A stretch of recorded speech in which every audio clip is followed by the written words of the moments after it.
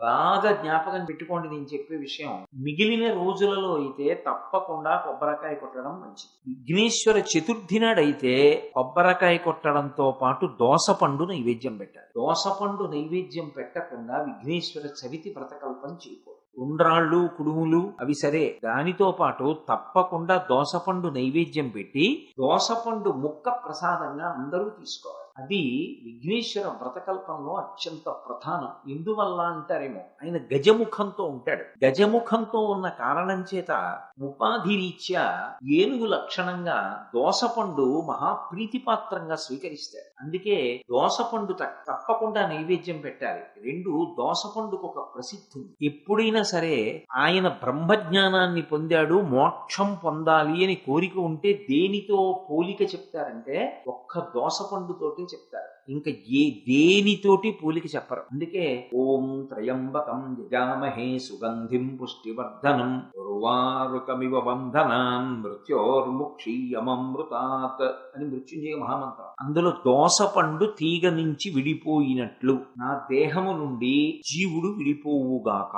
అని అడుగుతారు. మిగిలిన ఏదైనా కూడా పండిపోయిన తరువాత కూడా ముచికని విడిచిపెట్టడం కొంచెం కష్టంగా విడిచిపెట్టి అంత తేలిగ్గా వదలదు. ఒక్క దోసపండు మాత్రం సునాయాసంగా వదులుతుంది.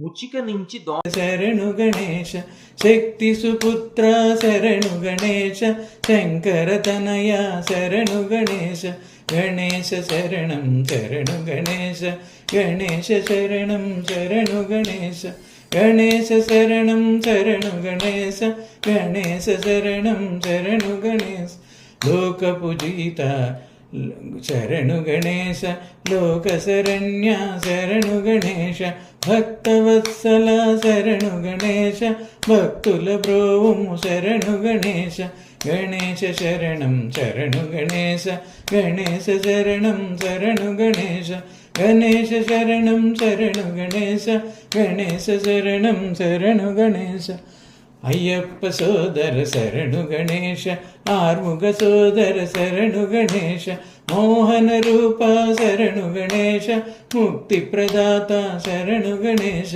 గణేశ శరణం శరణు గణేశ గణేశ శరణం శరణు గణేశ గణేశ శరణం శరణు గణేశ గణేశ శరణం శరణు గణేశ ప్రథమ గణాధిప శరణు గణేశ ప్రథమ పూజిత శరణు గణేశ పాపుల బ్రోవుము శరణు గణేశ పాద నమస్తే శరణు గణేశ గణేశ శరణం శరణు గణేశ గణేశ శరణం శరణు గణేశ